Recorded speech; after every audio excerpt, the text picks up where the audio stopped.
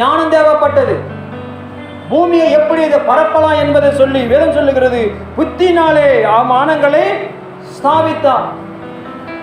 புத்தி வேணும். ஒரு குடும்பத்தை ஆளணும், இந்த குடும்பத்தை வழிநடத்தணும் அப்படின்னா புத்தி வேணும்.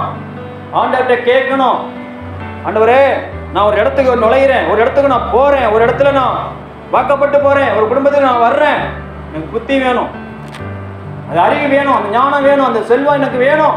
கேட்கணும் ஆண்டவர்கிட்ட. உலகத்துல எதை சம்பாதித்தாலும் ஞானத்தை சம்பாதி, அதுதான் ஆண்டவர் விரும்புகிறார். என் பிள்ளைகள்ட்ட நான் சொல்லியிருக்கிறேன், உன்னை பள்ளிக்கூடம் அனுப்புறதுக்கு எதுக்கு தெரியுமா? ஞானத்தை வளர்த்துக்க தான், கல்வியை கற்றுக்க தான் உன்னை அழைச்சிருக்கிறேன். உலக பிரகாரமான காரியங்களை கற்றுக்கிறதுக்காக அல்ல.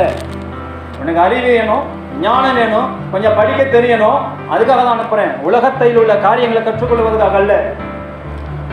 ஆமென், அல்லேலூயா.